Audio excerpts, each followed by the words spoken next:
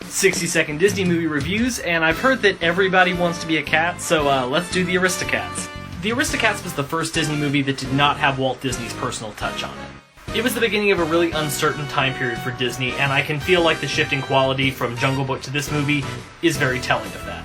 The Aristocats isn't a bad movie necessarily. It's cute, it's charming, it has some good characters, but there's something about it that's missing.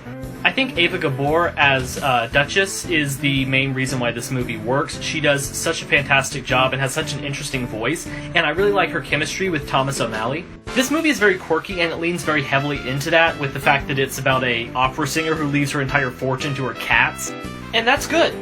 What's not so good is the story feels like it meanders, and it's very low stakes. I feel like they were trying to do something more along the lines of 101 Dalmatians, but without a villain as strong as Cruella de Vil, it just doesn't work the same way. It has an unmistakable charm, but it's on the lower end for me. 60-second Disney movie reviews, and straight from Sherwood Forest, let's talk about Robin Hood. For decades, Disney was trying to find a way to adapt the tales of Chanticleer and Reynard, and they finally found a way to do that through combining it with the tales of Robin Hood, making Robin Hood something of a scrape together of movies that Walt himself wanted to make. The result is a charming, bright, and honestly quite serviceable film.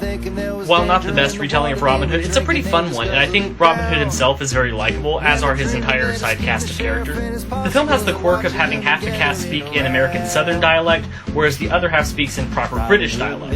Normally those elements would clash, but here I think it actually works. It creates a blend of proper and rustic that I think is ultimately very charming and likable. That said, the way this movie cuts costs is noticeable sometimes. And while it's fun, I feel like it does kind of lack stakes because Robin himself almost feels too invincible as a protagonist, and that leads to a resolution that feels tacked on and comes out of nowhere just to create a proper ending. It's a classic, but it's not on par to the Walt-era films. 60-second Disney movie reviews, and it's off to the 100-acre wood for the many adventures of Winnie the Pooh. Winnie the Pooh is really more of a franchise for Disney than an individual film. I personally grew up on the New Adventures of Winnie the Pooh show on Disney Channel and on the Search for Christopher Robin movie. There was roughly a bajillion Winnie the Pooh movies in the early 2000s, and there's a new series now, so like everyone has a different Pooh depending on what your generation is. So this movie I tend to think of as part of a larger whole rather than its own thing. There's really no denying that Winnie the Pooh has a charm in its simplicity. It sort of embodies the feelings of childhood and nostalgia all at once. And I think that's why it's so pervasive for younger audiences and holds such a soft spot for older audiences looking back. Rather than a coherent narrative, it's a collection of the most iconic stories of this universe, and they embody the charm of the franchise. All that being said, this movie kind of bores me, and I know I'm the exact wrong audience for it, and that's okay. It has very clear value, but it's just not for me. 60-second Disney movie reviews, and it's time to save the day with The Rescuers. I honestly think The Rescuers is one of the most underrated Disney movies. In a lot of ways, it's trying to throw back to 101 Dalmatians, right down to them almost using Cruella de Vil again in this movie, and I think it recaptures a lot of that charm. The plot itself is pretty straightforward, but I think what really makes this work is the likable and memorable characters. And by that I'm mostly referring to Miss Bianca and Madame Medusa. As great as Ava Gabor was as Duchess in Aristocats, her as Miss Bianca is even better. She is just wonderful, she is an icon. Medusa was veteran animator Milt Kahl's last job at the studio, and he wanted to go out with a bang with her, and I think he absolutely succeeded. She's just this wild, eccentric woman, and she is so entertaining with such a great voice provided by Geraldine Page. I also really like this movie's setting. Devil's Bayou makes for a spooky yet beautiful setting to play in.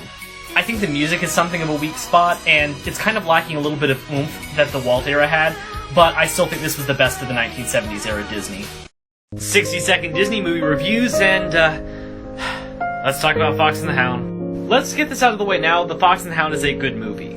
It has a good story, it has a great theme, and a great message that's really intelligently handled, and the animation's pretty good, and everything's pretty good. But it's also so depressing. Critics at the time when it was released were talking about how it was too cheery and upbeat and silly Disney fare, and I'm just like, y'all didn't watch that movie, did you? Because yeah, the beginning of it is sweet and cute and playful, but it's setting you up for a gut punch for the rest of it. It's a movie about societal prejudices and the way that friendships and lives can be torn apart by it. And it does that with cute animals. It's a good approach for a kids' movie take on prejudice, and it's better than the later film Zootopia when it tried to do the exact same thing. But for all of its positives, I just don't enjoy watching this one. The scene where Widow Tweed has to give up Todd in the forest is heartbreaking, and it's terrible, and it makes me cry every time, and I hate it. If bittersweet is your thing, this is a good movie, but I just can't. 60-second Disney movie reviews, and I've got some black nails to do the Black Cauldron. The Black Cauldron had a lot of turmoil behind the scenes at Disney, and is to date the studio's biggest failure. So a lot of people are torn between agreeing that this is a bad movie, or thinking that it's an underrated gem. I'm the latter category. I love this movie. Listen, I know this movie has some problems because of the turmoil behind the scenes and just some endemic problems in general, but the stuff that works just really works for me. This was one of the last Disney movies that actively aspired to a level of high art that I don't think we have seen since then, and the animation is just absolutely fantastic looking back at it. I love the cast of characters, I think they're all very fun and very memorable and very likable, and I really respect the way that they pushed the boundaries of what they could do in an animated film with the Horned King and the Cauldron-born sequence. The generation of animators who made this film wanted it to be their Snow White, and even though it was a failure, I'd argue that they captured a lot of the same innovation that Snow White had. Not quite a success, but still wonderful in its own right.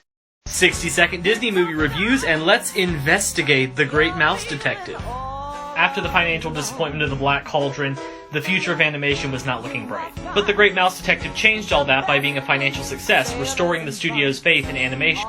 So blame this movie for Disney owning everything now. In all seriousness, this is one of Disney's most underrated successes, and it's honestly probably the best Sherlock Holmes adaptation, so there is that. I think this one's really cute, I think it's really clever, I think the animation is great and very expressive. It's a pretty straightforward film where the entire conflict is a grudge match between the hero and the villain, and Basil and Ratigan absolutely carry the film, especially Ratigan. With the voice of the late great Vincent Price, he is one of the best underrated Disney villains. What I think this film does well is that it balances excitement and comedy without either side really feeling like it's taking over. While this movie doesn't reach the heights that some of Disney's greatest movies do, having simple aspirations and then exceeding them is something that should still be celebrated, and this movie absolutely deserves to be celebrated. 60-second Disney movie reviews, and let's look at The Streets of Gold with Oliver & Company. Oliver & Company was the last Disney movie before the Disney Renaissance, so it's one of the most often overlooked Disney movies. And that's something of a pity because it's definitely not devoid of value.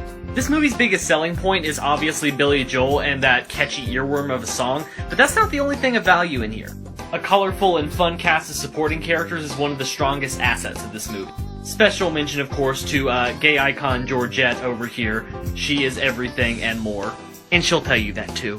That said, I feel like this movie has a very similar problem to Lady and the Tramp in that it kind of stumbles to a climax that doesn't really feel earned.